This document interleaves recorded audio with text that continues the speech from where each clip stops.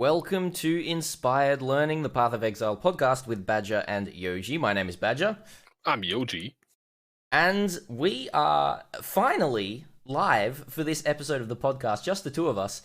Man, we had a few issues trying to get this up and running. If you're watching live right now, this is not in the usual place, as you may have noticed. This is on Yoji's channel, and Yoji gave me his stream key, so now I can stream whatever I want on Yoji's channel, which is great. So absolutely not worrying at all, and yeah. But yeah, somehow Badger couldn't stream on his own channel, which is still an issue to be solved. But at least we got the podcast app for now. We can talk some PoE, and then hopefully that will get fixed too. Yeah, I'm going to try and put that out of my mind because I've got some front page space today, and I would love to have that fixed before that happens. Yeah. But at least we're talking, and at least we're doing the podcast now, which is great because we have a lot to talk about, and I'm very excited to talk about everything about this league. There is a lot, but first and foremost, well, I guess how do you start talking about such a league? Like it's a bit difficult. There's so much. Like, where do you want to start? Do you want to start like into the mapping? Do you want to go into ritual? Just tell me what you've been up to. Just tell me. So I started an SSF ritual, and I started playing a Crackling Lance Elementalist crit spellcasting build. I went Eldritch Battery because Crackling Lance, if you want to play it, it's like an intensity-based spell, right? So you want to cast it really fast to get up little stacks. The issue with that is the mana cost gets pretty high, especially if you are a bit lucky like me and get an early tabular from ritual. You can get into mana troubles pretty early. So I was like, okay, let's go do Eldritch Battery, do the elemental and elemental bubble, what's called the elemental Aegis, for some Ellie mitigation, slap on a Chaos Golem and the other Golem buffs, just get some free stats in SSF, and just like Crackling Lance some stuff, and it's pretty good, honestly. It's Crackling Lance feels really, really good now, and it's a decent spell, I would say. It has good single targets, clears a bit worse than Arc. And I played up until like tier 11-ish maps with it, and then I had like a sneak peek into like how the new boss content looks. Like I had some multi boss fights myself, and how it scaled up to like 10 boss fights. I looked a bit into the Maven encounter and like some of the crazier multi uber boss fights you can do. For example, Badger has some videos on that, and probably also some opinions on that later as well. And decided standing still, spamming a spell, it's not super viable in these encounters from what I've seen, because Crackling Lance is really good. Like, for example, the Drox fight is one of the easiest fights for the build, because Drox mostly just stands there, slaps you a bit, and you just stand there, laser him, and he just goes down quick. And Alhazman takes forever because he just shoots poison at you, and you have to actually dodge. And it's horrible. So I don't want to be horrible. I want to have like some actual shot at the high bosses in SSF. So I rerolled Cremation Necro, which is a very, like, Archmage base is a very established build, I would say, and it's really good. It's really fun as well. Feels a bit like a totem without the downsides. It's fun. Yeah, Cremation is great. It's very strong for this league as well. I'm sure you'll continue to see as you keep bossing, things get pretty crazy. Yeah, I've been absolutely loving the league as well myself. I started with well, the build was like Armageddon Brands, and then Divine Ire for single target Ignite on Elementalist, because just anything can ignite with Elementalist, so you don't even need to convert to fire. It was super fun. You just slap it on and do big ignites. And then I managed to, my plan was, in 3 or 4 days to get a Farrell's Fur and switch over to Discharge. I got a Farrell's Fur on day 1 through some cards, and then also 6-linked it in 5 fusings on day 1. So my league start went very well, and I ended up downing all the content in Trade League on day 3. So like league's all over, of the bosses. back it up. Yeah, so I kind of finished it. So I'm done with PoE now, guys. So no, I had so much fun that I couldn't stop playing. Finally. Yeah, and like being on Trade League, and like I've been very well established in Trade League before, so I know how the market works and everything like that. And it was a little bit too easy to just kind of zoom my way through everything, especially on a build that, like, I knew exactly how the build worked, how to, update it all and get high-end DPS. So it was, it was a blessing and a curse playing that build on League Start, because now I've done all the content. The build's extremely strong. I'm trying to re-roll a different build, trying to find something that, feels as good, and I can't. Well, I know that problem. So, yeah, no, but without spoilers at all, the end game, I'm sure, well, we'll try not to talk about the full end game and spoilers. I'm not sure how much you've seen as well, Yoji. I've But seen it's awesome. I've seen the Maven fight. Yeah. And I've seen I watched your Maven video, and I watched your video on the multi-Uber boss fight as well. That's basically what I watched. That's why I also knew that you played Discharge. I don't know what else you did after that. Like, which builds did you try that didn't actually feel as amazing as Discharge? So I wanted to try something with fanaticism on the new Inquisitor. So like crazy high cast speed and everything like that, which is really cool. Like, fanaticism is a really interesting mechanic. But I really don't like the conditional side of it. You can get around the conditional side by, using a movement skill, a movement attack skill once every second. But that, that interrupts your casting. So I played a Ball Lightning character, and I wanted to get to... Well, I did get to, like, 10 casts a second on Ball Lightning, which was very fun. That looks funny, I guess. Yeah. It's like more like a laser beam than Ball Lightning. Pretty much, yeah. It was really cool. It had decent damage, but the conditional side of it, keeping fanaticism up, or when you get to a boss and you don't have your fanaticism up, just like leap slamming around a few times before you attack is a little bit frustrating. And then if you don't get the boss down in time, while just sitting there and spell casting, then you got to stack it up again, or basically attack with 100% less, not 100, sorry, 50% less damage, especially on Ball Lightning, because both the cast speed and the area help your damage from the fanaticism buffs.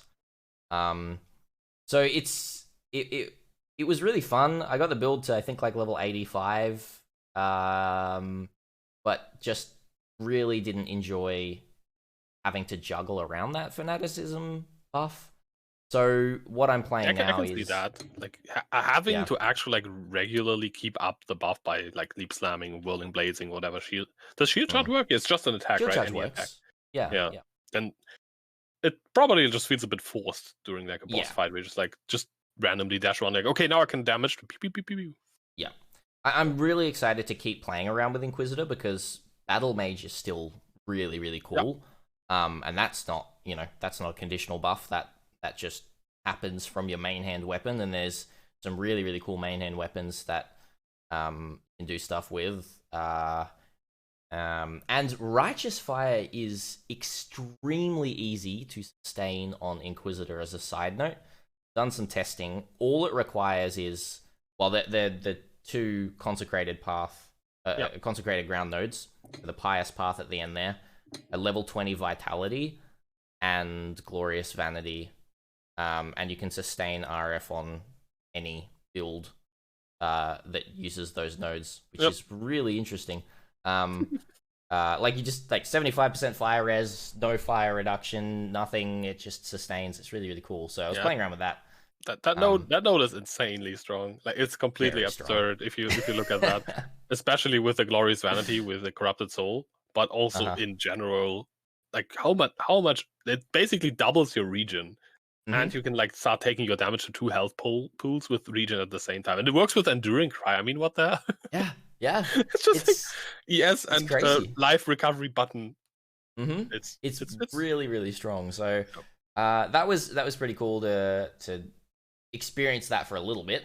But now I'm playing a Deadeye, and I was going to be leveling it on stream yesterday, but I don't know what's going on. Internet problems and then Twitch problems. I couldn't stream yesterday, so I leveled off stream just on my mobile hotspot a Deadeye barrage cast on crit ice spear with Hydrosphere in an Asenath's chant.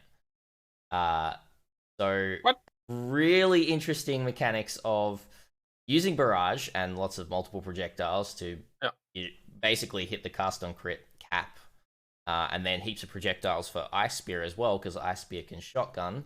And then if Ice Spear hits Hydrosphere, obviously it'll give it the cold buffs, but will also chain off Hydrosphere if you use the Snake Pit ring. Oh, you have to have in Snake your Pit right because it slot. pierces, right? Yeah.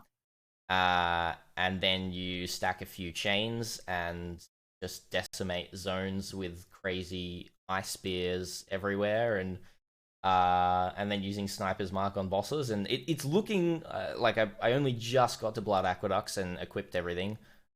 It looks really fun. It's a lot of projectile spam. A lot of projectile spam, yeah. It but sounds Ice Spear is good because it's not. It's a very clean projectile in how it looks, which is nice, rather than just like crazy spews of color on the screen. There's just like a few, lines playing everywhere, which is nice. It's good. So we'll see how that goes.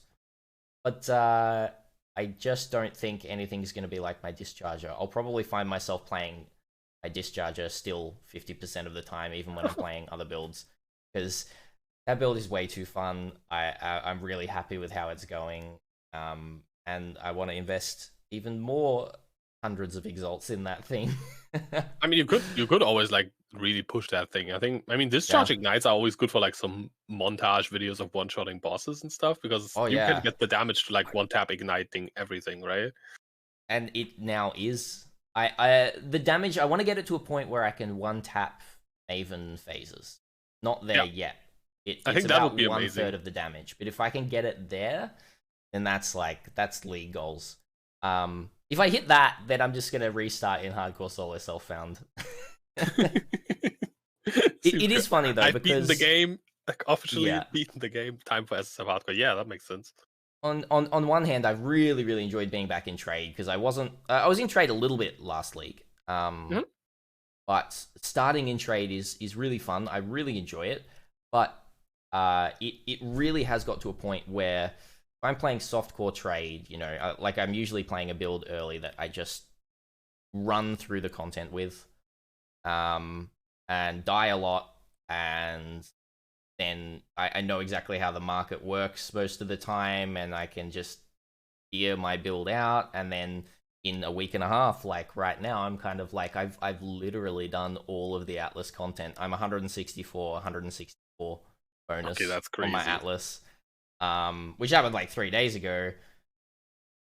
So it's kind of like, do I just restart in SSF soon, or what do I do? So yeah, I'm already not burnt out. I'm still loving the league, but I'm already like, well, trade league's almost done for me already. I'm not the kind of person that wants to just. Yeah, I'm not the kind of person that just wants to grind currency for currency's sake. Like I love playing builds, and making new builds. So yeah, we'll see what happens there. I was about to ask that if you like feel burned out, but if that, I couldn't really imagine, because I'm still mega hyper excited for the league and to try see all the content, but I've also not actually experienced all the content myself, which makes it even more exciting to me. But yeah, I mean, I have still like a super long way to go. Like I'm basically the opposite of you. Like you've been basically speed running through like all the content in SSF in the trade softcore, and while I'm on SSF softcore, I'm taking it super slow. Like I'm doing like all the content, and I'm kind of envious. I'm like I'm at like the next set of watchstones will be my first series basically. So I'm at 4 watchstones per region now to summon conquerors, and then so I'll do the series. Currently I'm just like bringing all my Maven trees up to like the current level, because they're kind of lagging behind. Some of them were still at like just 1 point, or like 1 double passive put in, and so I'm bringing these up right now. So I'm running like tier 9 tier 10 maps to bring all these up, and then I'll do conquerors again, and then I'll bring them. You can actually like take, if you just like actually want to progress things slowly, then you can like take it pretty slow and still see new content. Still see new stuff every other map. Like it's not that I'm not progressing. It's just super slow and super cozy. Yeah, I still don't have my Uber lab. I have 2 characters at like level 87 and 89 now, and I'm still missing the last trial. I even have my trigger craft, so I could use Bone Offering in there, but I don't have Mistress of Sacrifice yet. So I was talking about this on the podcast with someone else, right? About my Uber trial. Yes. Luck. Yeah, it happened again. Like no, I solo self-found my Uber lab, I think into the second hour of day 2, I had everything. Like it's like I didn't, ask anyone for any of them. It was all solo self-found in Trade League, but like still found all the trials myself. I don't know, man. I mean, the first 7 or 8 trials I found were all the same one. They were all Wow. the trial of piercing truth, like Yeah. every single one. And then I That's found the like kind of started luck finding that you more and want at more. the end of like, Yeah. you want that specific one at the end, but yeah, no. Yeah. It's just always the same one. And then I had 3 in a row, which were pretty good. And then I sat at 4. Then I re-roll, found the 5th one on the second character, and now I'm at 5 trials, closing in on level 90. Yay! I'm sure you'll get there. Maybe. Yeah, like at level 96 or something. On the third month of the league. Yeah. The issue is you can't really do much to help it, right? I have quite a few Zana missions stacked up, so I'll do that. The problem is when I see Zana and I have the decision to make between get a harvest or get a lab trial, it really feels wrong to select the lab trial. Yeah. It just doesn't feel good. I want that harvest. Yeah, definitely. Yep. It makes sense. But the league itself, how do you feel about the league? Well, I guess there's 2 parts to it. There's the expansion and the league. But overall, we've talked already this much, just kind of like raving about our own experiences. So it's probably, it's no surprise that we both really enjoy the league. Yep. But what's kind of like your top parts of it so far? I'd say overall, I think the Echoes expansion I'm super excited about, but it also feels there's crazy amounts to do right now and crazy amounts of stuff to explore. Like all the Atlas passives, all the combinations of things you can do, it's crazy, and I would love like having that still to explore and like having that to dig into. And I think there have been like 5 or 6 really OP things already been found, some even already nerfed, others like still being there. There's so much stuff. I mean, when we saw the trees, it was pretty clear there will be some crazy abuse cases where you can just like make absurd amounts of money, currency, items, whatever. I love that. And Ritual I think is pretty good as well for its simplicity. That's kind of my rough take. But I've some things that I'm not too excited about when it comes to rituals. They're kind of cool, but it has really good sides, and some things I'm like, I guess that's okay. Yeah. But how do you feel about like what's your general overview? Yeah, I have never been so enamored with Path of Exile. And it's the reason I pushed so hard and now have done all the content is because it just really hooked me like it used to hook me. I'm not saying that like every league start does hook me, in a certain amount, but this was very different.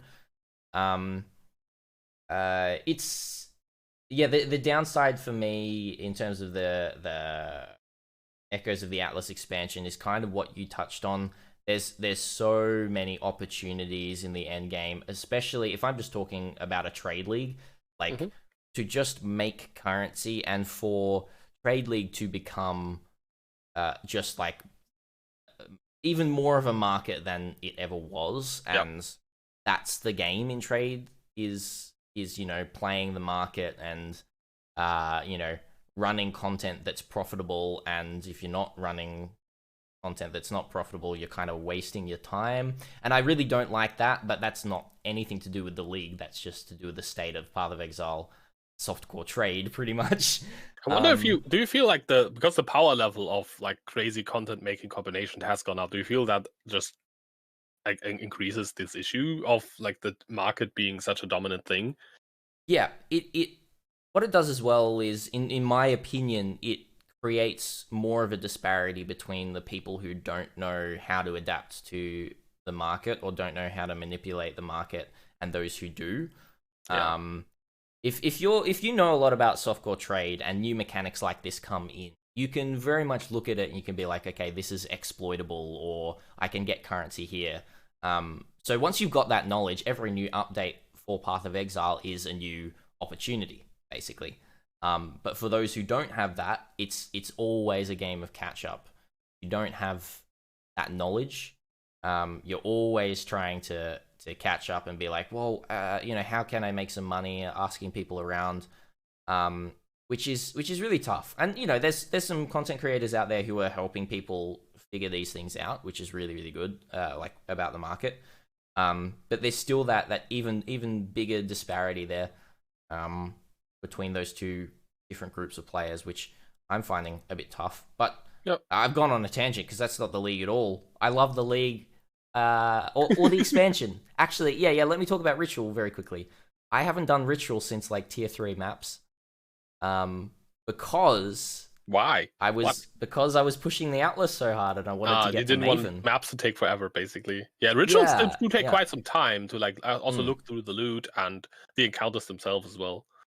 Yeah, so for me, like, Path of Exile has always been my favorite thing in Path of Exile has been fighting endgame bosses. And I'm addicted to Elder and Uber Elder and Watcher's Eyes. That's just who. Watcher's Eyes part are of my pretty Path good. of Exile identity is those boss fights. So I wanted to get to them as quick as possible and then farm them and try and get some juicy drops. And I wanted to kill Maven as quick as I could as well. And so I don't know how to feel about Ritual because it is a little bit slow, but I think I think the league mechanic is very solid. The way that it all works, in terms of it being in map, I think in map leagues are just better than other leagues just in general, just because the mapping experience. Yeah, I think so. Delve and stuff. Yeah, but I don't like Delve. You don't like Delve? Delve's it's like one of my favorite leagues. I love Yeah, Delve. yeah, I know. Yeah, it's interesting. But yeah, there are some issues with it as well that I've kind of heard secondhand. Mainly to do with, and these might be the issues with you, but mainly to do with, what's it called, like deferring items, and not really knowing when those items are going to come back, or Oh like no, you can I defer like it. that part. You I like like it? that. Okay, I yeah, actually like the deferring as one of my favorite things. yeah, It okay. has some issues, but it's like mainly one of my favorite things because I feel deferring feels really good. You have something to look forward to and something you can work Mm, towards, which I think is such an awesome thing to have. It's kind of like, as I said earlier, like I think last podcast as well. It feels like what incubators could have been, where you kind of like know what you will be getting, and you like mm, work towards that, and you build this excitement and hype for an item.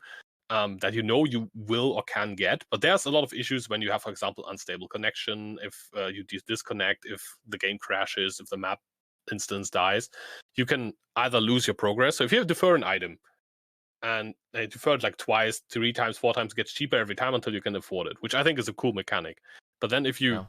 crash, you get like it puts you one step back on the defer Mm, counters if you want. And so you can like if you crash 2 or 3 maps in a row, you can go back to like 0 defers, and after that, you will actually lose the item from your shop. mm, And if you see an item for the first time and you can't defer it, you could lose. Actually had that happen. I re-rolled the shop, saw a really perfect 6-link base for myself. I was like 30 points off of deferring it, which was a bit annoying, but it's not that. I mean, it didn't have the item in the first place. It just and yeah. if the people were like, "Oh, that's why you don't reroll." I mean, if I wouldn't have rerolled, I wouldn't have never seen that item. So it's basically, Yeah. it's not like I would have. It's a bit mean that they dangle the item in front of you and you can't get it. That's what I feel doesn't feel good. Yeah. Yeah, usually It like never feels good. you Yeah. don't see all the mirrors you don't drop, right? That's what Mm. I'm trying to say. Like, imagine at the end of every map, it will tell you like how many mirrors you would have dropped if you opened every single No. barrel. That's I never what want to what's see that stat in my life, exactly, please. and that is what seeing an item you can't buy kind of feels a little bit Yeah. like, which Hmm. I think I can see why people are annoyed by it. But I that's think actually not my main Heist did issue. that well. Yeah, yeah. I'll just quickly. I think Heist did that well of like not your item but is your item. When you actually loot an item but it's contraband until you get Yeah, out. I think that's a good way of doing it. Like actually giving it to you. But if you're just seeing it and you're kind of just like, I don't have enough coins for that. There's my faded connections right there, and I can't buy it or I can't defer it. You know. yeah. All right. Well, okay. Yeah. I mean, being able to like defer it feels kind of like you go to a shop, you're like, this is awesome, I don't know, PC. I'm gonna buy that at some point. I'm gonna save up and I'm gonna get it. Yeah. And not being able to buy it at all is basically, this is only on sale for today, and then it's never coming back, and I don't have the money today. Welp, and that doesn't. This is the last one in stock, and it's only on sale today, and I just paid rent. Yeah, exactly. That's just yeah. But what is your biggest gripe with Ritual? I don't think the combat encounters are all that exciting. It's just spawning a lot of mobs. Some of the shrines are cool. Some of the shrines I like. I like, for example, the Aziri shrine. There's a shrine that has Aziri spawn, like Aziri, basically kind of like a Mirage Archer version of Aziri spawning and casting spells. That one is pretty fun. There's some which are like super boring, which basically don't do anything. There's one that's horribly annoying that just, I don't even know what the idea was. There's one that does grasping vines. So your movement speed gets slowed, and you move slower and slower the more it stacks up. Yeah. But it also disables your movement skills. Like, what are you supposed to do? Nothing? Well, you're supposed to play Crackling Lance and stand there and just keep shooting, Yoji. That's what I did. Yeah. and then you get like into a bad spot and you can't move. It's like it slows you and it disables movement skills. So you can't move by like running, but you also can't move by movement skills. What are you supposed to do? I don't get what the plan is. What's the counterplay? Never stand still, but there are builds that have to stand still, right? Yeah. It's, I don't know. It's another thing why starting with my discharge build was, a blessing and a curse, is because the AoE of my discharge covers the entire AoE of rituals. So, like, any ritual that I would do, which was not very many, I just kind of stood in the middle, just used discharge every, 3 or 4 seconds, and Ignite Prolift just cleared everything else around me. Yep. The AoE clears about 80% of the Maven encounter arenas as well. Just like I can kind of just like walk around the middle and just keep discharging and dodge things. The Maven fight, again, like being dot damage, it was tough because it was a new boss fight, but it was not nearly as tough as anything else. It just made the game too easy, and but I love the build so much, and I know that I'm going to start it next league as well if it doesn't get nerfed. It's frustrating. I don't want to have to keep playing this build, but if I'm enjoying it, that's what the game's about, right? If I'm having fun, just keep playing it. Just keep playing it. See where you can push it. I don't know. You don't have to reroll a build. I usually stick when I find a build that I enjoy. I usually just play it for like forever. Yeah. Because I'm having fun, and you can often like min max builds to like crazy levels, and that can also be really fun in SSF and normally. Yeah. Yeah. I still gotta get some better gloves and better boots and better belt. Everything else is kind of crazy. What I've got, but you can get like really crazy stuff though with like Maven orbs and all that insane stuff that's not possible. Yeah, I already made a pretty cool Maven orb awakened. I'm 2 for 2 on Maven orbs right now. 2 for 2 successes. Okay, so you hit the right mod. Yeah, I got one where I hit the explode mod on a chest that I just wanted to craft and resell, and then on my helmet I hit the mod on helmet. I think it's a warlord mod, which just gives ignite chance and like a little bit of burning damage, but the awakened version makes your ignite steal damage faster, which is way better, basically. Yeah. Oh, it's so good. So I got that one as well. They're really fun, by the way. If you do drop a Maven's orb, how much do they go for on trade? They're only like 4 exalted. They're cheaper than Awakener's orbs. That's what I would assume, orbs, because a lot of people will do Maven like try spam farm. I think you can spawn Maven faster than the Awakener, right? Well, the thing is, on Trade League, you can infinitely spawn Maven because you can buy it. You can just buy it. Yeah. Which I don't like. That's one thing I really, really dislike about that in Trade League. Is just buying that boss. I thought it was going to be like Cirrus, where it was tied to your Atlas and you had to spawn it through a number of conditional encounters. I like that from a boss more than just buying the fragments. But yeah, it makes the boss loot usually also more expensive. I would assume that Maven loot then becomes cheap pretty quickly because people can farm it as as they want, while serious loot is harder to generate insane amounts of. I actually like it because it incentivizes people to just run the content. I always feel like that's also why I like about Zana just offering you a Cortex in a map you can't really sell.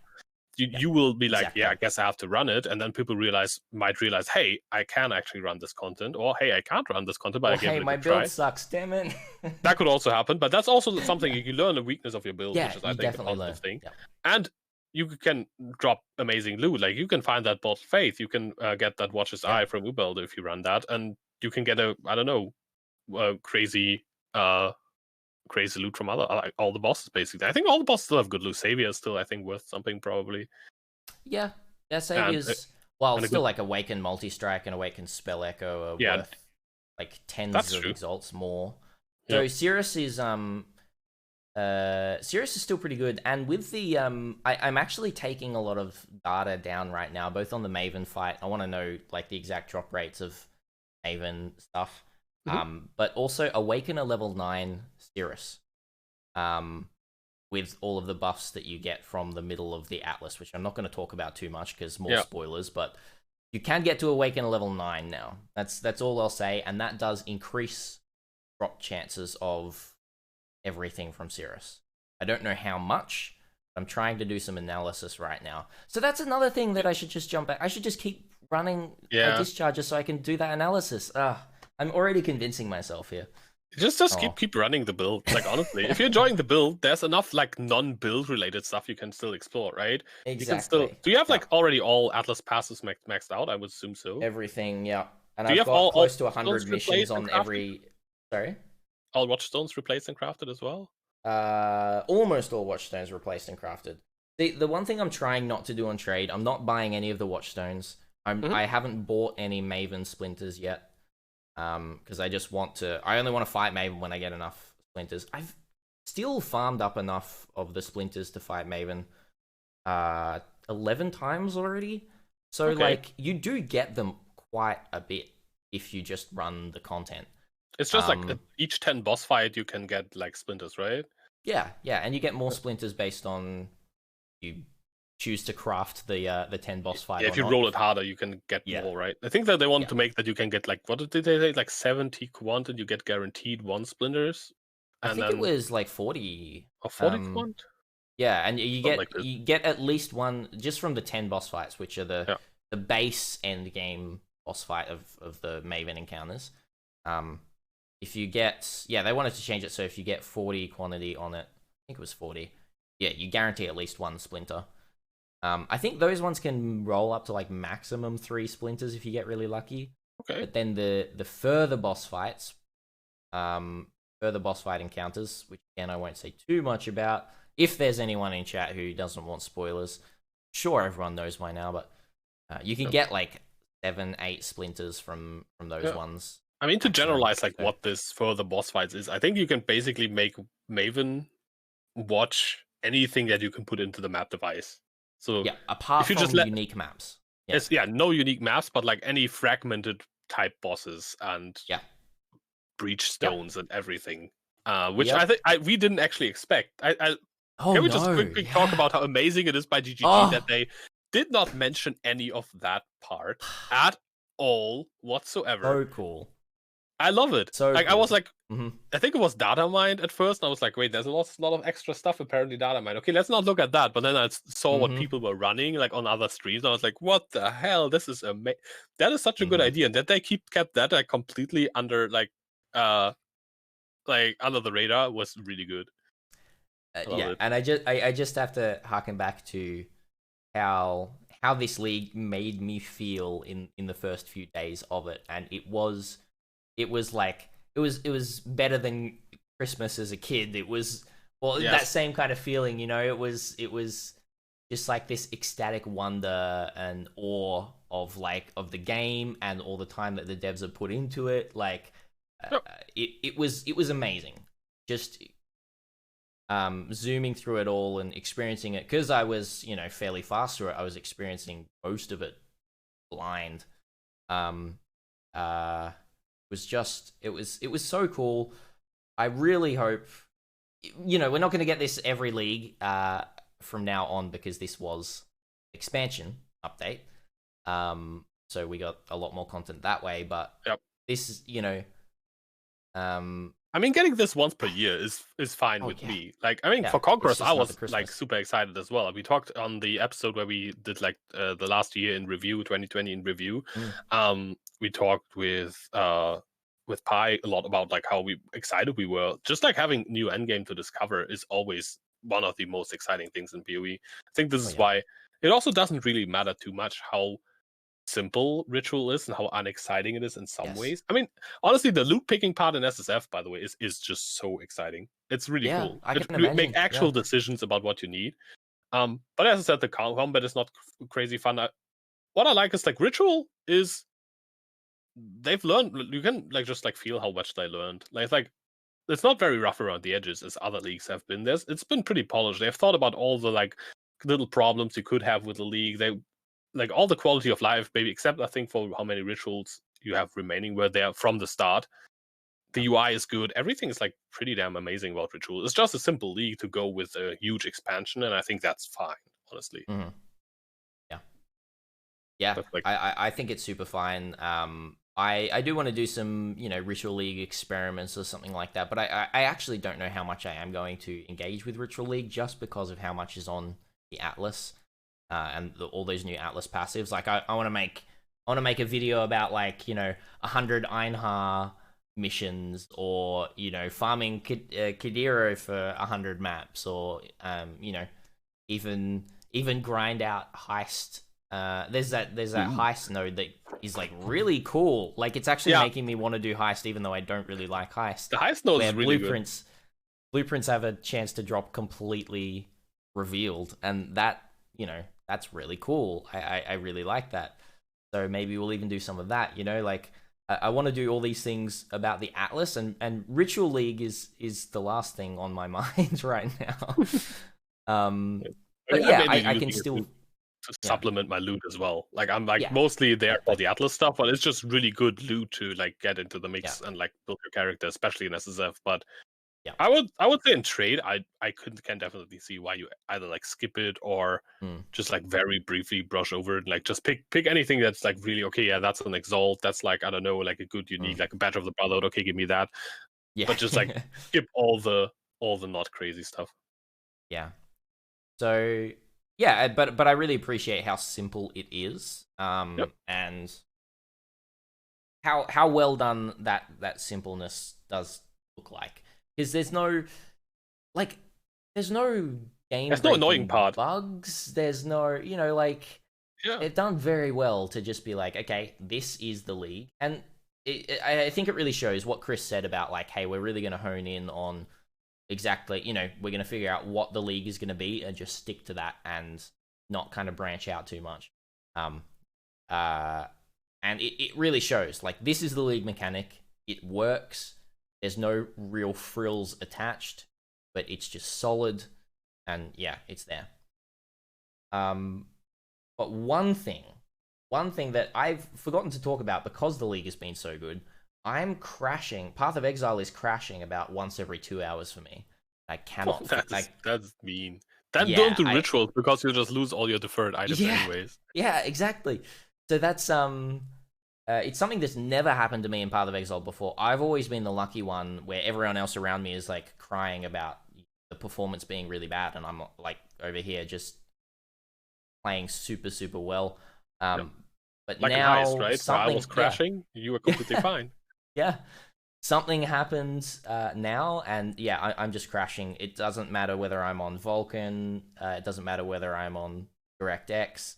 DirectX performance is actually really bad for me now, just in terms of choppiness and everything. So I did a full reinstall of Path of Exile. I cleared all the caches. I'm trying to figure out what's going on, but I think it's just an incompatibility with my type of graphics card and something that they've done, or I don't know. They always change like a little bit of the engine here, and like but that's like the texture streaming. I think a lot of people have issue with. Yeah. And for me, performance is just bad, but it's not. I'm not crashing. I think I like 1 or 2 crashes so far. Okay. Yeah. But performance is in general just, how like what's called the dynamic resolution thing. Like my game goes like no matter like whenever I do like slightly more cluttered content, the game instantly goes into Super Nintendo Yeah. graphics. Like every time it's like, oh, Ritual, Super Nintendo mode. Oh, Legion, Super Nintendo mode. Mm. And that is a bit annoying. Like I don't want to play a freaking 16-bit game. Yeah. Yeah. It is true. Like when it's working, like my game is super clean and super nice, which is good. Like I've got a fairly okay machine, which is okay, but it just crashes, and it's nothing in particular that happens. I can be in a map, I can just be walking around my hideout, I can be buying something from a vendor. Like there's nothing that I've tied it to of like, okay, so this specific mechanic is a problem. It's just a random thing. I should even like set a timer and try and time how regular it is, The because it crash does feel frequency. pretty regular of like crashing once every 2 hours. Um, but yeah, it's interesting. I think the last thing for me to do is I haven't like reinstalled my graphics drivers. Maybe I'll try that. Um, I'll see. But yeah, Yep. that's my only real issue with the league, and it's not even a league issue. I think it's my computer's issue, or just something very niche in Path of Exile's Yeah. settings. I mean, the crashes, like there are quite a few people reporting crashes. Yeah, So yeah, it seems to be an issue that like at least like a somewhat sizable amount of players are affected, which is always annoying. And yeah, the general bad and slow and choppy performance is something that I think most people I've talked to have confirmed. So there yeah. definitely seems to be like some issue on the engine side. I'll try Vulkan Mm. like soon again. Like last league I couldn't play on Vulkan because Vulkan always crashed. That's why I'm on the DirectX now. Yeah. But DirectX for me is like so much worse performance wise, but it's not crashing, so Yeah, that's check good. check out Vulcan. Like, just give it a go for a little bit. Like, well, Last I league was crashing I on crashed both like 10 minute DirectX. wise on Vulkan last league. That's why I switched back. But it was Yeah, like during those 10 minutes, it was smoother than DirectX. yeah, yeah. But that doesn't help to crash every other map. Yeah. Yeah, because for me, like now, it doesn't matter whether I'm on DirectX or Vulcan. I'll still crash, and Mm. Vulcan's just way better performance. Might So as see well what crash with happens. good I performance, yeah. yeah, I know that they're constantly trying to improve Vulcan, and um, it seems like they're trying to destroy DirectX. So yeah, Yep. like I've heard the same thing from multiple people, like what you're saying, Yoji. Like DirectX performance is going down. Yeah, if you're specifically on DirectX, it's just getting choppier and worse. So interesting. Not sure what that's all about. Who knows? Yeah, Maybe we'll get an update soon, TM. That would be nice. All right, back to NTM would be actual nice. in-game content Yeah, now. How about that? So the Maven fight, without spoiling too much, I kind yeah. of would like to know where would you put it on the difficulty scale from like Mm. between like Cirrus 8, Uber Elder, and Uber Ziri? Like where would you rank those bosses? So the first thing that I want to say is the fight has no bullshit. Um, which is something that I've noticed. What I mean by that is every death that I've had, and I have had a lot of deaths against Maven, every death that I've had has been my fault, or I felt that it's my fault.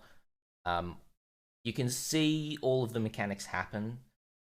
You know what they do fairly easily. Apart from one thing about the fight, which is really cool, but if you're going in completely blind, like you will just die.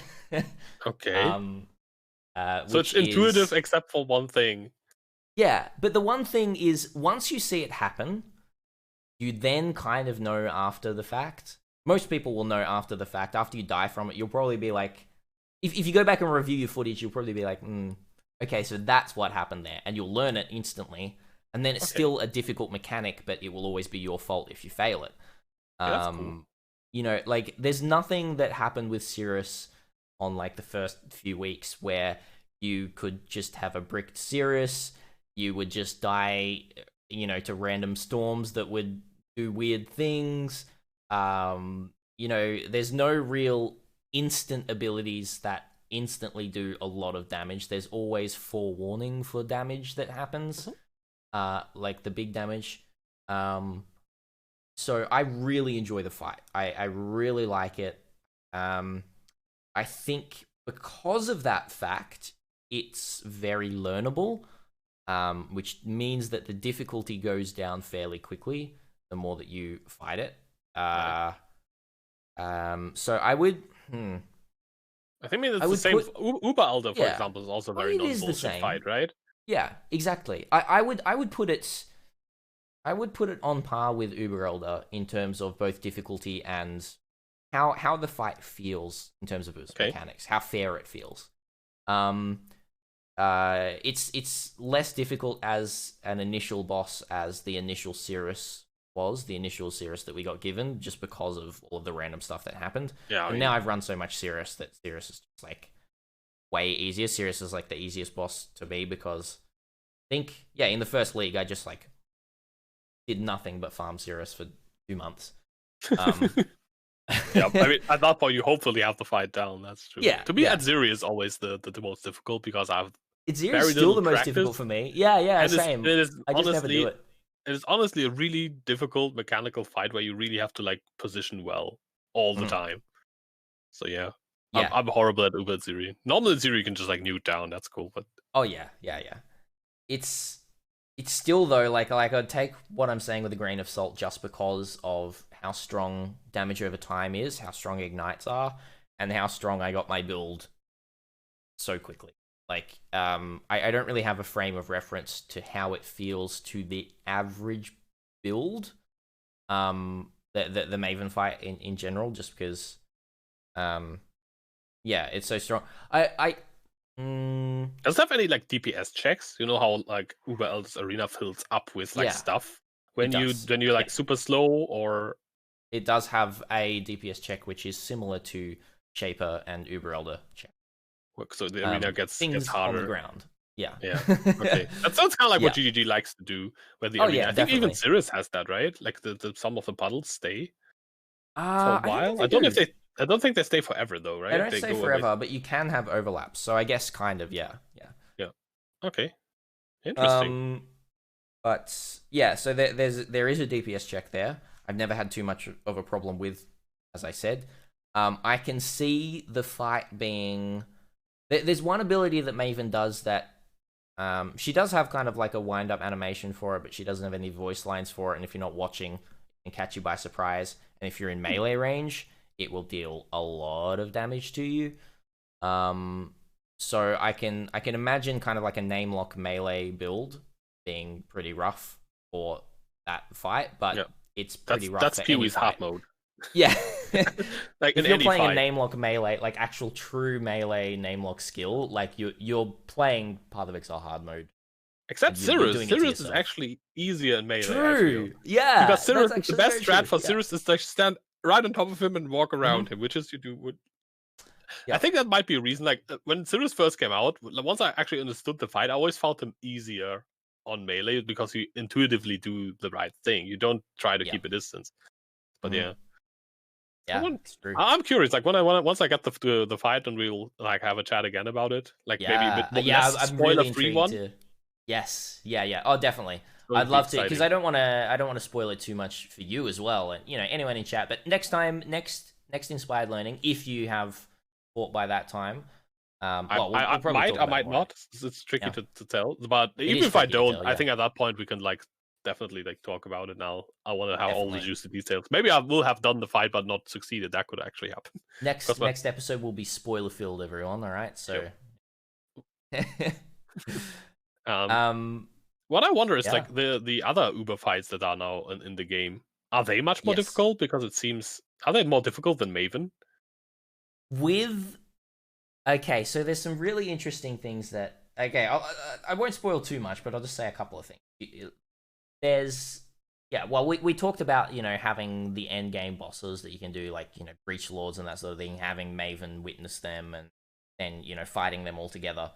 Because Maven can witness those endgame fights. She can, witness Shaper, she can Elder, and she does one thing, becoming a little bit of a meme, the take this vitality boon, or, basically give health regen to monsters, which is very annoying in fights where they have a lot of health and you haven't brought a frost bomb along to stop regen. So that just instantly makes the fights harder. Just Maven, regenning their health. But the one thing that's really strange and a bit of an anomaly is we kind of Breach Lords, apart from Kaula, while they're all still like even their base versions, they're pretty easy these days. Yep. Like they don't have a super large HP pool. You can kind of down them pretty quickly on most builds. But when you fight them all together in the arena, something happened there. They coded them kind of weird. They got a ton more health. They deal a ton more damage.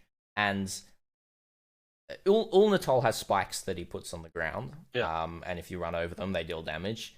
Esh has those orbs that he throws around the arena that stay there and damage you if you run through them. Yeah. Zoff has fire pillars that damage you if you run through them.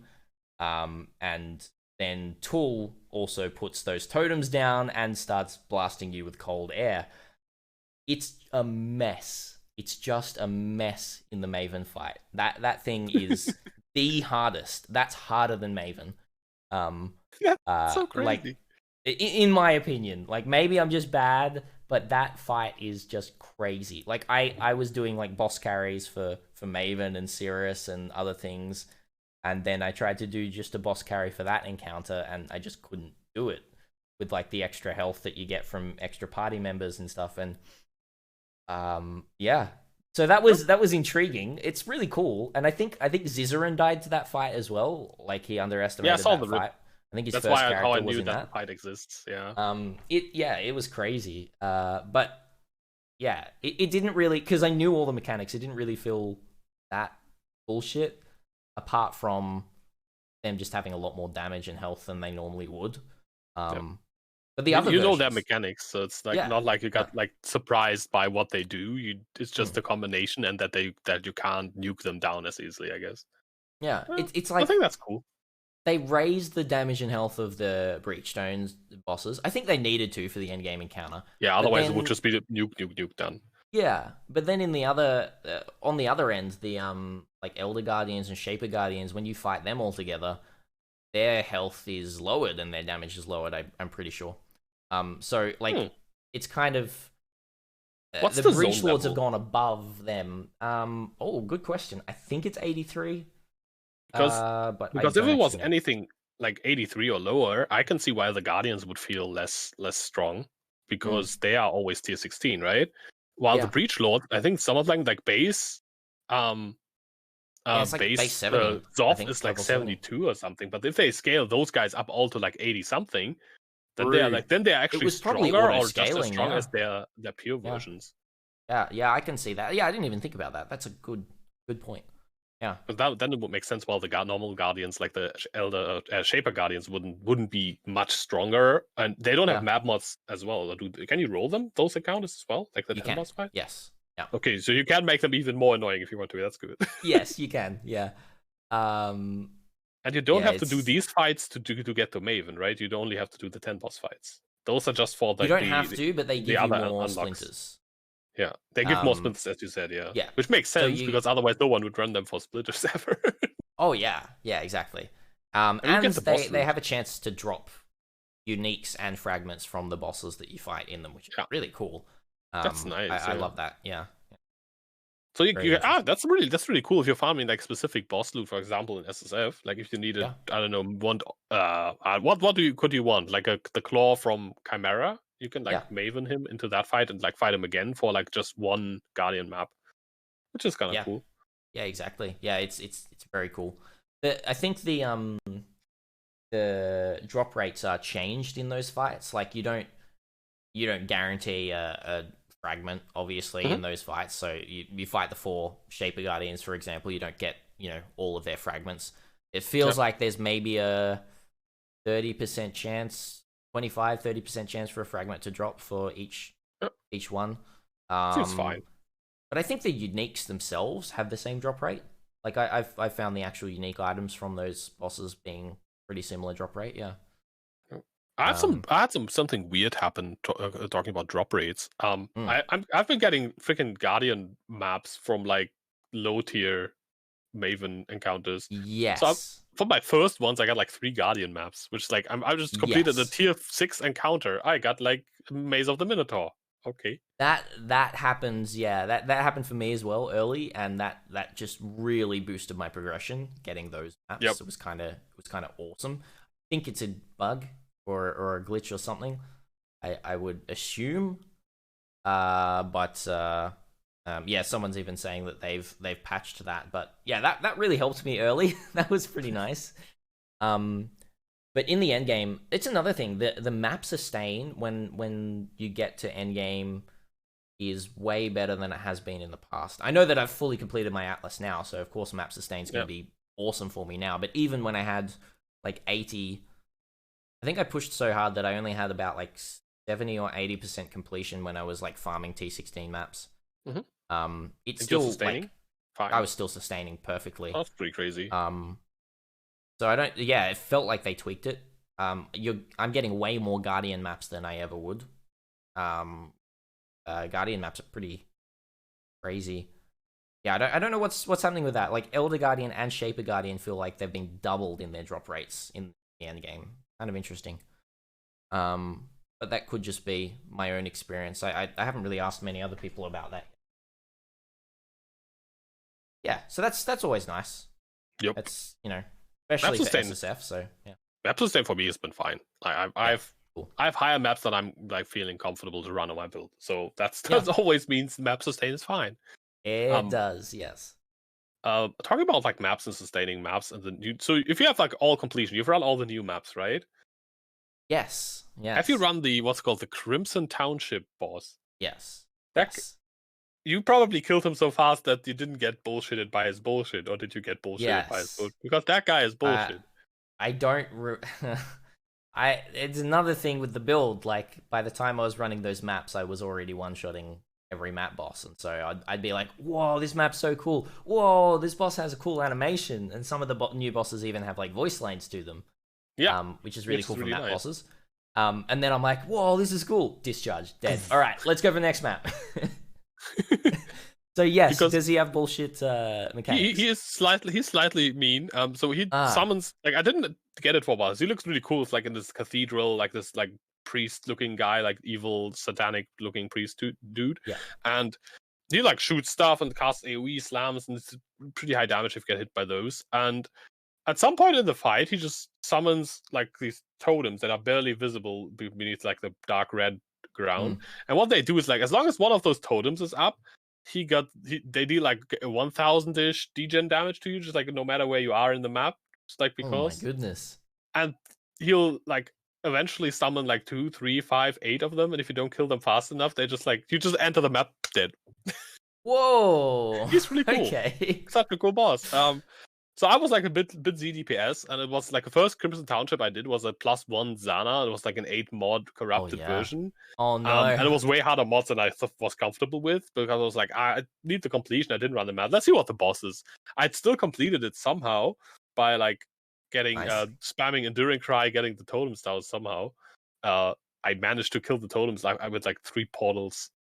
Like I just used 3 portals to kill the totems until I got the mechanic. But he is a bit mean. He's a bit of a Wow. mean one. Yeah. Yeah. Okay. I'll have to go see if I can experience that mechanic, Yep. or maybe on this new build that I play, if I decide to keep playing it. Like it's cool, but just want to keep playing Discharge. I just yeah. I'll go try and experience the mechanic and He's hilarious. yeah, And some of the bosses, like, how do you feel about in general about the maps? Like, the new maps. yeah, like Yeah. visually, the bosses, and like, Yeah. what did you expect the maps to be, and what they like ended up being? So visually, I think most of the maps are a 10 out of 10. Like we're just seeing Path of Exile 2 assets pretty much is what I can see. Like testing for Path of Exile 2 campaign zones, I think is a big thing here. And the layouts are, I think the layouts are pretty interesting. However, I think the layouts are a little bit too long in most of the maps. They feel a little bit longer than other maps, especially the Frozen Cabin map is That pretty feels long. pretty large, yeah. Actually, Crimson Township's pretty good, and what's the other one? The Silo. That's kind of like the heist zone. Those are pretty fine. Yeah, Silo's cool. Forked River also seems good. I just ran that. Yeah, it's pretty cool. So I think some of the maps can be tweaked to just be a little bit shorter. Like maybe the map generation tools that they're using there are like a little bit different or something like that. But overall, I really enjoy the new maps. They're fresh breath of air into the Atlas content itself. And it just makes me more excited for PoE 2, seeing those kind of new assets or new, not really new tile sets. Is there any fully new tile sets? Really? Completely new. There's like definitely stuff that looks. Is the Forked River look has some assets that Forked definitely River, yeah. I've not seen. They all have, yeah. Okay, they all have like new like types of assets. Yeah, in like them, these broken bridges where you go under sets, There's even a part where you go under a bridge in the Forked River, which is super nice. Yeah, I don't think there's like something was like completely. Well, we've never seen this before. I don't think that is a thing. Yeah. But you know, that's just what GGG does, and it's a very smart thing to do as a game developer. If you're putting out this much content, reusing assets is just. I have no issues with that because they need to be able to get the content to us that completely fine. We all want. So yeah, that's not an issue I have with them. Yeah, I don't really have much to say against them. I think they're all really nice. Yep. Yeah, I think apart from Silo map having the Veritania boss, why though? We didn't. I was actually happy that wasn't the map boss, but yeah. Now she is. But the other bosses are mostly fine. That's like the 3 witches that are like at this. Yeah, they're pretty cool. Yeah. That's a map boss that has the what's called the Harvest Tier 4 seeds as a boss. Yes, now that is dangerous. That is one of the most dangerous new map bosses. Oh, I think it probably takes the cake as the most dangerous map boss of the new one. Yeah, but it is pretty cool. And the bosses that have the voice lines, like the Frozen Cabins boss, the kind of Ghost Flame pirate dude. I've only fought him once and one-shot him, so I don't. He's just like arrived, said something, dead. Okay. Yeah. He's cool as well, but yeah, I one-shot. But I like that a couple of them had voice line. Yeah, I think that's really cool. Even though they're map bosses and we fight them over and over and over again, just adds a whole new element to the map itself. You're not just in a map and you're gonna fight this generic no-named boss that you don't really, that boss looks like Hillock or something like that. It has its own identity to it. You're like, I know the end of this fight. It's just something, a little bit of an extra element that it does give to those maps. I was actually I hope they continue hoping. That. Yeah, me too. I was actually hoping for the maps to be a little bit more stand out. Because when they said they would use PoE 2 assets, and like I was kind of like thinking maybe this would be like a new generation of maps that has like some more map standout gameplay elements to it. I think that could have been a chance because like maps have been maps since, and the way they are now in some sense since forever, right? You enter a map, you clear all the trash, and then you kill a boss, and that's a map. And that's always been a map, and it works. That's why I can see GG not wanting to touch it because it would be very risky. But I always wondered if will ever be like something evolving from that formula. And maybe Heist, as you can see, is an evolution to that formula and its separate system. Same with the Synthesis system, same with the Delve system. That's basically maps in a different way, if you will. But I was wondering if they would do something different, kind of maybe like what's the map called? Vault map, where you used to have or you still have the levers, and you used to have the piles of loot that were actually something very distinct. That was the mechanic of the faster you kill the boss, the more loot piles you get and stuff like that. Yeah, which has been nerfed at this point where it doesn't matter at all anymore. It really doesn't matter. You don't even click on those things; they do nothing now. and I wish instead of nerfing that mechanic to a point where it's not worth, they could have just made it more difficult, like the boss explodes them faster. so that you on average don't get as much loot, and then actually have similar mechanics in every map on most maps, where the map has something that makes it stand out from all the others. And I was wondering if they were going to do something like this with these, but they didn't. So I guess that's not something to expect. I can see that they didn't want to make them too different to either make them, you know, be the only maps that people run or be maps that no one would ever run. You know, whether they were too different in one way or the other. You know, like they feel like maps, and they feel, it's just another map to run. They just look more polished. You know, it's bittersweet. They just look more pretty and more polished, more up to date. Pretty much, yeah. It makes me wonder whether like there's going to be any sorts of, well, there's always constantly asset updating, but whether we're going to get anything to more tile sets that we've already seen, little additions or anything like that, which I think always go under the radar. Like I think there's improvements every league to stuff like that, and because it's, you know, small improvements every time. And sometimes it's even like look back. Pretty noticeable. I thought like when they did the Line Eyes Watch visual update where the ground now reflects in the rain, looks more nice, and that was, I felt, very noticeable actually. And oh, definitely, yeah, that was a big one. But yeah, I would assume that when they update assets, for example, in like Act 1 or whatever, that the maps that use these assets would also get the visual update. At least that would make sense. Yeah. Oh yeah, definitely. Yeah. Talking about the only content people ever want to run, what do you think about the Harvest implementation? How did that turn out? Again, I love I really like Harvest. You actually like the garden, which is basically not a thing. Yeah, I did like the garden, but I still like the harvest mechanic. I'm not bittersweet that the pylons aren't there, you know, like I enjoyed it, but like it's just another thing to do in an already cluttered league. So I don't miss it. But it's still, if we're just talking purely about Trade League, even though you can maximum store up to 10 crafts in your hoarder crafting station and that sort of thing, it's still rampant in terms of selling your crafts on like the Forbidden Trove Discord and everything like that. And it feels still just as easy to get perfect items, because they didn't remove any crafts at all. And if you're on Trade League, you can find those crafts and you can purchase them. What's happened is obviously the prices of these crafts have gone up, but that also means that you can craft crazy items which sell for more.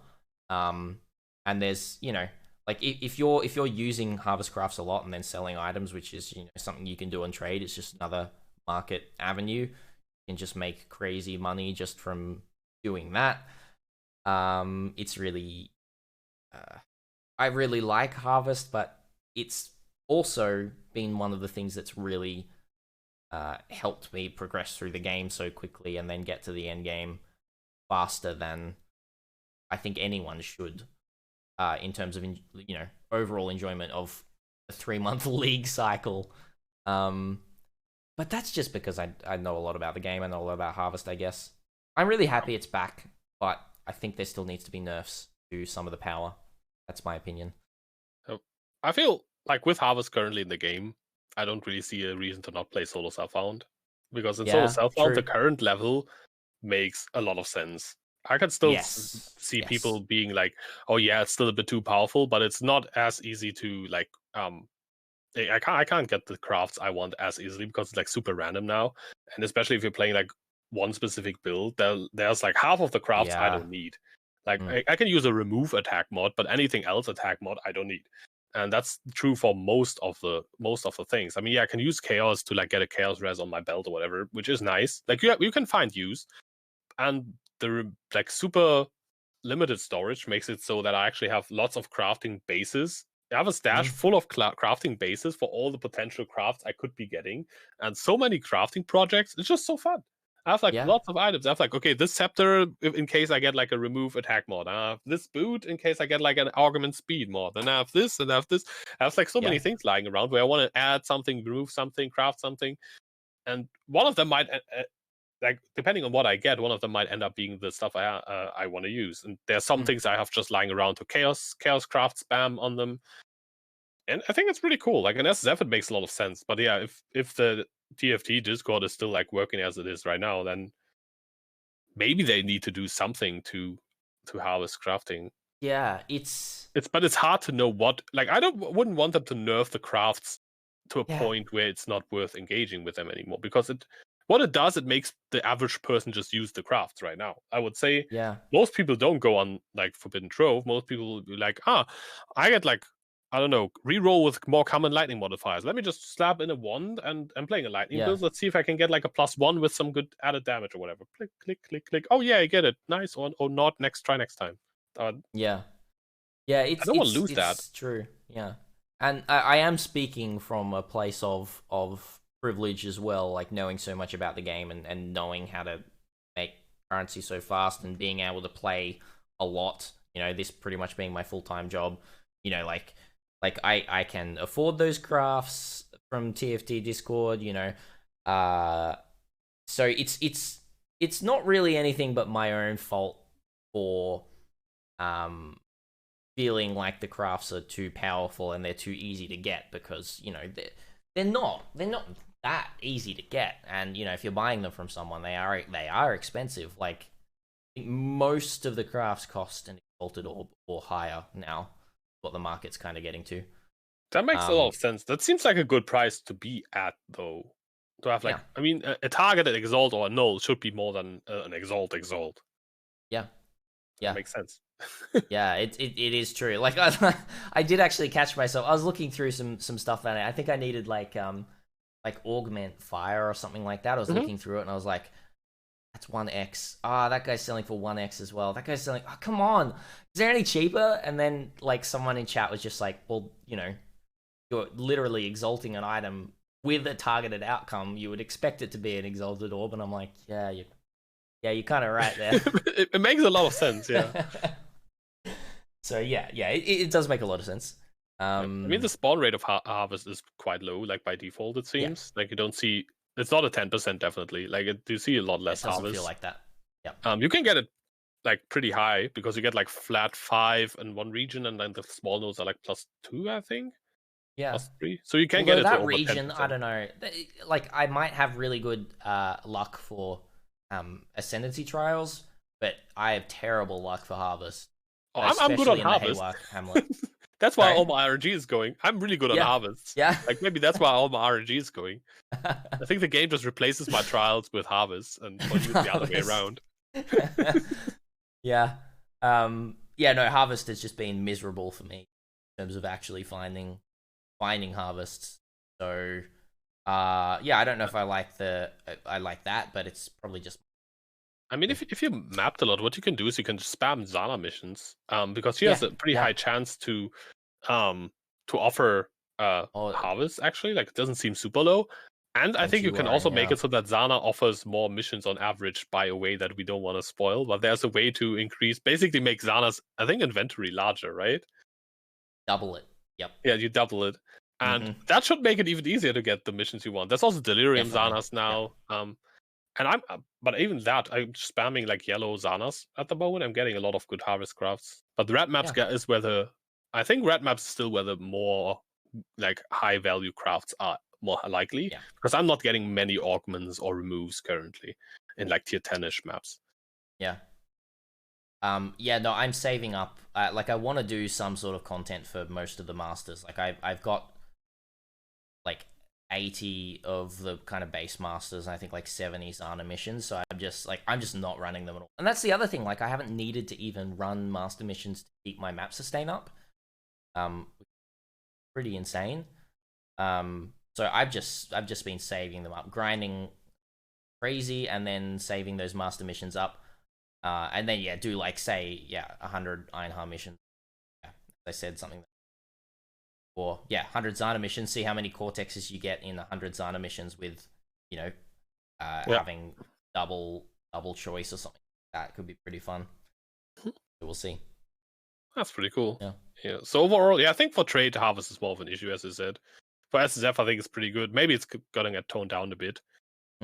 maybe they just don't let us store any crafts. But then, what would people just sit in the garden and sell the crafts? That's what some people are doing as well. Like some people are treating Path of Exile. What they do is they run until they find a harvest, and if it's a good harvest, they'll just sit in the map and list on Discord, and then maybe go watch a episode of a TV show while they wait for the crafts to sell, and then they'll run for the next harvest. And so yeah, it's a legitimate thing. I wonder what you could do. I wonder what you could do. I mean, know. That's like one thing you could do, but that's something that GGG have like in the past never wanted to do. What if, like, just thinking about it, I don't think they'll ever do it. I don't think they necessarily should, but that would be an option. If you harvest craft an item, it becomes account bound. So you can craft and do whatever the hell you want, but as soon as you use harvest on an item, it's your item. That would mean you can't sell the crafts, right? That would happen. Yeah, but then I don't think it's a good idea, but that that would be a way to remove that thing.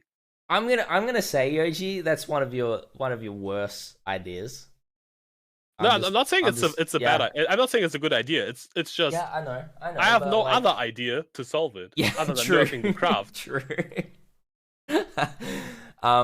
Yeah, look, it would be a way that would solve a certain problem. You are right. It would solve a certain problem of, people just Is it a problem? I think it's a problem, but that's just me personally. Maybe it's not a problem. It's not a problem for a lot of people as well. A lot of people like playing the game like this. So who am I to say that it's a problem when they enjoy doing that? I think for me, the problem is Trade League. That's my problem. SSF is the actual solution to this, where everything is account bound. And I don't think Path of Exile should be balanced around Trade League anyway. I think Trade League being broken every league, I think is just going to continue to happen, and that's going to be what Trade League is. I think solo self-found is just the future. We'll see. Maybe I'll play solo self-found again and then get upset that I can't. You can't get the items you want. Make my 300x build again, and then I'll go back to trade. I'll probably just keep bouncing back and forth forever. Yep. We'll see. Or small private league, or like group found. I've watched what Carve is playing currently with like a few friends, where they play group found, and everyone has like a job basically. Like you farm heists for the group, you farm this for the group, you farm that, and everyone's like grabbing items from all the different things for the group. Like everyone knows each other's builds. That seems like a really cool way to play as well. So yeah, but I would love to do that actually. The idea was not I think this is a good idea. I don't was just like just basically a thought experiment, because I think if you don't want to play trade, either you play trade and just don't do that stuff, and then you're fine. Like you can solve the problem for yourself by basically not trading your crafts. That works. Or you play SSF. That's like the best solution if you don't want to play like that. Either just don't do it or play the different game mode.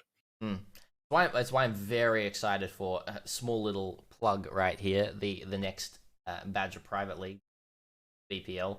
We're already planning how this one's going to go down. And will it be another like versus one faction versus another faction? So that's the whole premise of those. Like they're always going to stay faction versus faction, and we kind of base it around that.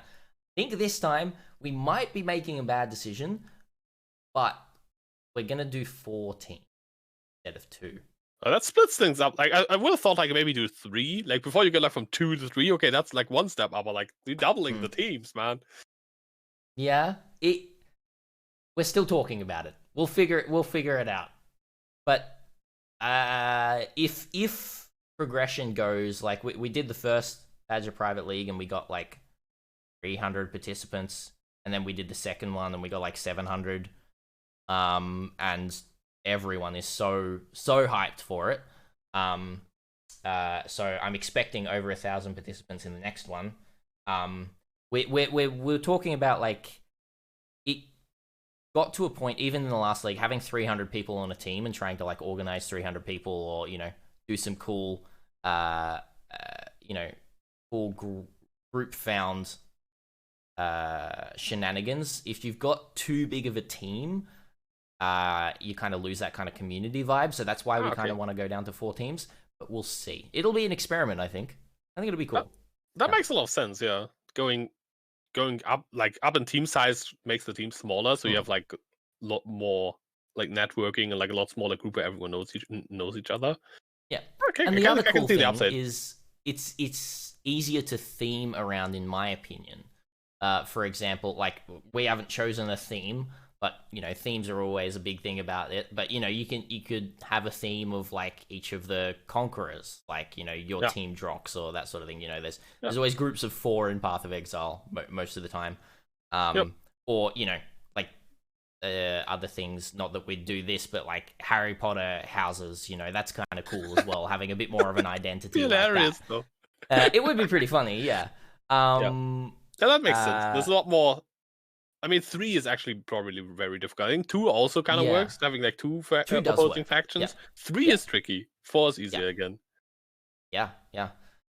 So I think it'll be pretty easy for us to find a theme. It's just like trying to organize that all. However, like I've got a bunch of really, really cool people in my community that are helping with it. We've got like a little command team of people that are just like kind of taking the reins, and it's going to be like team leaders in all of that as well. So it's super cool. And you need like 14 leaders, and you need to organize the whole thing, and maybe some data fetching again as well. But last time it worked insanely well, so I'm not worried at all. I was super happy with it, and we're planning to go more into all of that and have some cool ways of scoring points and everything like that. It'll be really cool. Nice. But what started that? Yes, what started that was I'm excited to do a bit more of a solo self-found experience, or kind of group found, because we were talking about Carve. Yeah, kind of group found experience in this new league, I think will be really, really interesting. Because trade is freaking broken. That was kind of like trade's broken. For someone like myself who has played trade so much, it's become a little bit, not a joke, but it's just become I can just do it too quickly, and I'm like, man, I want some SSF action again. Yeah. I mean, this league you're also like try-harding pretty hard to like very try-hard to go very fast. But after you completed all content, as you said, you kind of like went to like derping around with some builds. You could have just been like, okay, I have like my Atlas completed, I have like all the passives, I have everything set up. That's actually where you start making insane bank if you abuse it. It really is. You is. didn't even do that. Yeah. You didn't even go into like printing mirror mode or anything like that. Yeah, but like that's just not Path of Exile to me, and it is to other people, and I totally get it. But that's not how you play. Yeah. For me, Path of Exile is about completing my Atlas, completing all the endgame bosses, maybe farming the endgame bosses for cool drops, and then making builds after that. And I'm missing a step in there. What I am actually missing by playing trade, I am missing that step of make crazy currency. Because what I want to keep doing now is making new builds. But what's happened is my currency pool has disappeared over the course of a couple of days, because I've stopped running endgame content and making money, and I started making new builds or trying to craft new items. And now I'm like, all of my money's gone, but I don't really want to keep farming. I want to keep making new builds, but I have to keep farming if I want to make those builds. If I don't make the money for those builds, I can still play them, but they're going to feel worse because I know the items that those builds need. It's like this conundrum of like, I got to make money, but I don't want to make money. It's Trade League, man. Trade League messes with your head.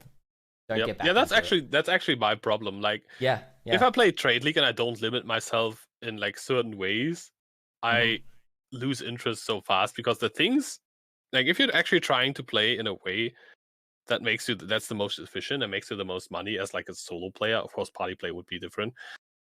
I just don't enjoy playing that way. And at that point, I just lose all interest. So I have to like set limitations. Like, for example, as I said in Harvest, I didn't trade any crafts because that would ruin the fun for me. Because sitting there in the garden selling crafts now, that's just not cool. Flipping items is insanely. I used to actually flip items quite a bit. Just like not uniques or anything, like mispriced stuff, or like just like rares. If I just looked at, for example, jewels. Early on, you could probably still can. You can buy rare jewels because no one starts their build off at level 68. It's like, I'm gonna buy 5 jewels, slot them into my jewel sockets. No, people buy their jewels at level 92, 93, 94. So the first few weeks, like the first week at least, even really good like 3 or 4 more jewels are usually like half to maybe like 10% of the price that they will be in after that. So if you just invest all your money into good meta jewels early on, that still probably works. I used to do all that type of stuff. I just didn't enjoy it as much. I enjoyed having the currency in the end, make funny, strange builds, but I don't enjoy the part of actually doing that. Yeah, I don't enjoy it either. Like that's the thing. It's always a give and take for me of like I've got to make money to have fun with new builds. Yeah. Which is, it's not necessarily the case. I can still make new builds with no currency and I can have fun with them. It's going to be like a slower experience, and I will feel if I'm playing that build in a trade league, it will be like I could just spend a day not enjoying what I'm doing and then gear this character up and then have fun on this character. But when I do play SSF, like that does go away. It's just like my character is progressing as fast as it can progress because of the game's limitations. Yep. And yeah. You automatically start playing at your own pace and playing like more for the character, not for the economy. Like I always feel like PoE becomes more of a loot-based game in SSF, which used to be, and less of an economy-based game, which is in trade. But definitely. Yeah. All right. What else do we have on the list? We have heist implementation. I would assume they didn't heist all that much yet. I have not done the tutorial heist this league. Same. Okay. I have not done a single bit of heist. For you, it's probably because you wanted to progress faster, right? It was, yeah, but also because I hate heist. Okay. For me, it's like because I'm like still, my heist saturation is still good enough from last league, probably for like a month or two. I'm still picking stuff up. I might heist a bit like last month of the league or something when I've seen all the other stuff. So I'm like picking that stuff up. But the issue with the implementation is... Yeah, sorry, you go. The issue with the implementation is either you heist like all in or you don't heist. Yeah. Because I can't, like, I found a blueprint of 5 and I was like, hey, I could just run the blueprint for the... Oh no, I can't because my rogues are not leveled up. Well... Exactly, yeah. Yeah. I've got close to a quad tab of contracts now. I'm picking them all up, everything that drops. Yep. And it's making me think, wow, do I run these? And, do some more experiments on, on heist or something like that. Do I have a bit of fun with that? Or try to have fun with heists. I did say that I was just not going to touch heist the entire league, but now that I've dropped all these contracts and blueprints as well, I'm like, I could run them. I could probably have fun in them.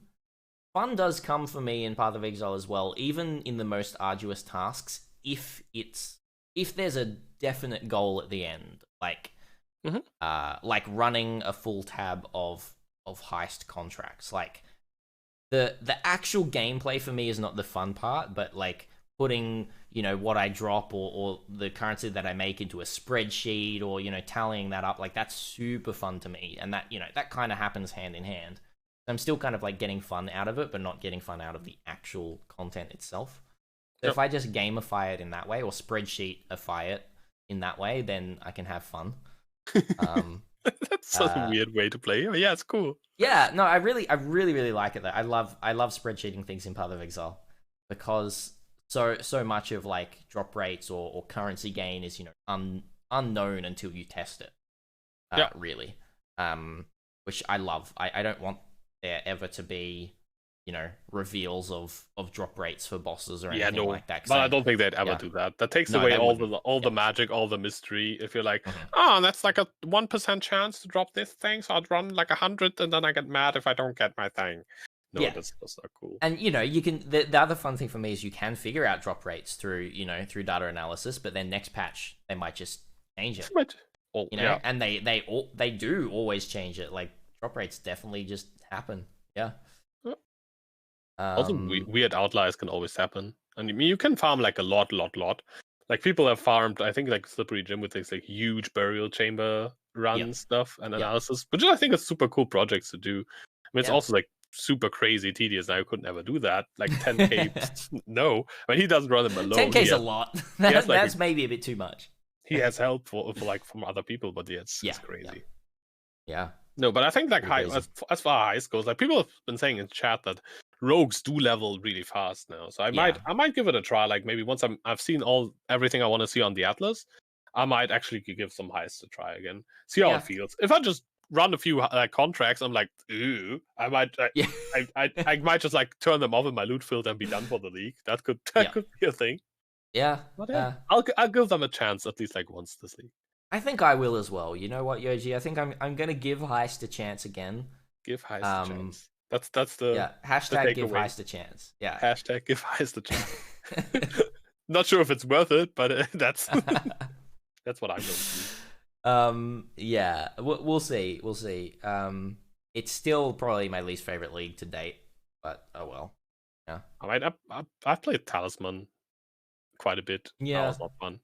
Yeah, true. I like through all of Talisman, I've never even gotten to Rick World. Yeah. Yeah. That's true. A good league. That was not a good league. Yeah, that was.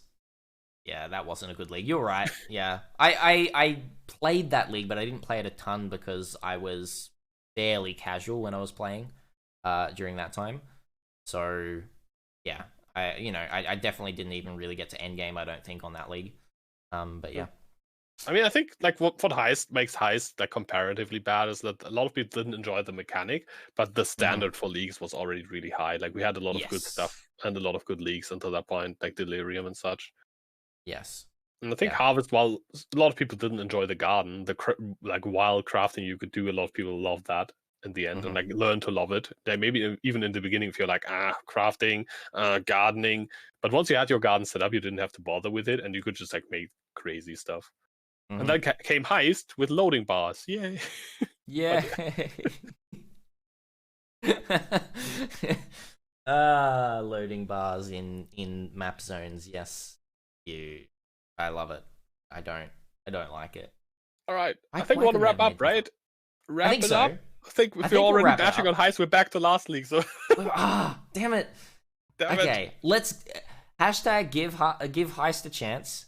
We're gonna tune back in. We have to at least run some heists before next episode, all right, Yoji? Already?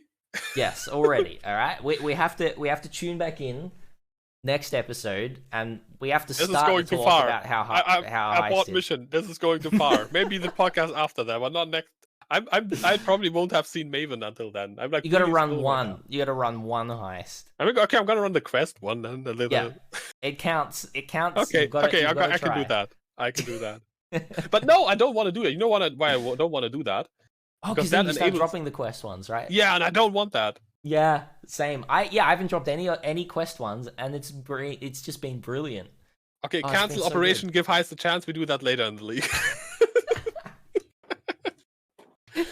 Cancel. Damn it. Cancel.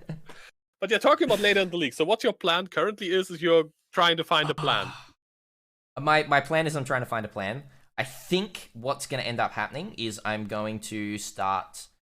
I'm going to farm up a few more master missions, and then I'm going to start some projects. All right. Like 100... Yeah, spreadsheets. 100 Einhars in... what is it? What's the... Lyra Arthane, I think, is the one that gives you... 5% chance to get like lots of bees. Is that the one? No, that's New Vestia, I think. Oh, I can't remember. I don't know. Lyra Arthane's the one that gives higher chance for rarer beasts. I think, which I think is going to be better over time to run that one. I think that one's going to be more profitable, or maybe I'll do 50-50. I'll do 50 in the 5% chance for beasts to kind of be crazy in a map. Like have a bunch of beasts, and then the other one for like higher chance for rarer beasts. Higher chance for rare, like different beasts, right? Yeah, those ones. Yeah. So like maybe I'll do 50-50. That could be better actually. Anyway, I'm gonna do lots of projects like that. I think is where we're gonna go, and then maybe just craft some more gear, and try and make new builds. But then probably fail on them, and then go back to the charger constantly. That's my plan. Yeah. It's a good plan. What's your plan? My plan is find the last Uberlab trial, actually become a build. That's my plan number 1. Check. Yeah, just progress the Atlas, get some gear, get the cremation build to a point where it actually deals enough damage to do like tier 16 content, and then see how far I can take it from that with like harvest crafting and everything. Should be pretty good. Like the top end should be really, really good. Yeah. But I really need that Uber lab for the block as well, like the bone offering, Mistress of Sacrifice. Oh yeah. That will basically make Cirrus pretty easy at that point, and then a lot of the fights as well, like the 10 boss fights. Currently, I'm still feeling kind of squish because I'm missing like my main defensive player. Yeah, that's the plan. I got a lot of new memes and stuff on my stream, which I showed off today. I got a stream deck. You know these things like where you can have like all these buttons. Yeah, I got one of those. I set it up like over the last few days. I can now like I have a lot of really weird shenanigans now on my stream, and it'll just get worse. It'll just get worse.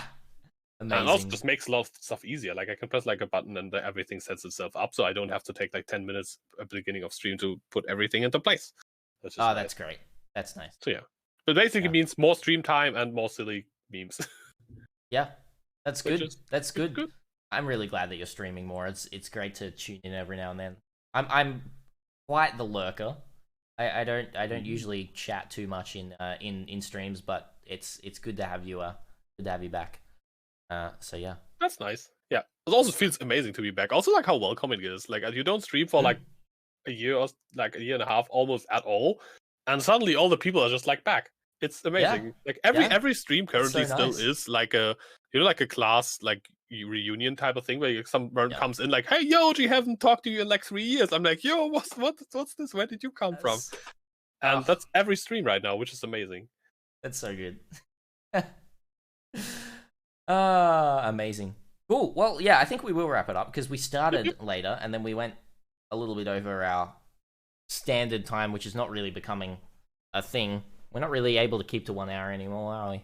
But yeah, oh well. We're doing less podcasts currently, so that kind of like evens it out. Yep. Yeah, thanks so much for coming, though, everyone. This will be up on Yoji's channel in 12 hours or so, I guess. You're probably going to go straight to bed. I don't think... the thing is, I'll have to upload it this time because it's on my channel, right? Like, you will? Yes. I'll have to grab it and upload it. I will not be able to grab it, yeah. It will take an unknown amount of time until the podcast is up unknown amount of time. And an unknown amount of time for the audio as well, because Yoji will have to send the audio to me. So how do I get the audio? We have to like figure that out as well. Yeah, we'll figure it out. But it will be up. It might just be a little bit of delay because we had to do a bunch of sketch stuff, and this is streaming on Yoji's. So it will be up. We'll get to it. But thank you so much for listening, watching. If you're watching live, I think Are you gonna stick around, Yoji, or? No, I have to run. You gotta go? Yeah. I'm gonna head as well, guys, because I gotta sort this Twitch stuff out. Yeah. I got a stream to fix, so we are going to go. So no questions today. I'm so sorry. We don't have question time. We'll have questions next time. We'll have questions next time. But hope you all have a wonderful time in Path of Exile and in IRL. Thank you so much for coming. And as always, stay sane. Exiles.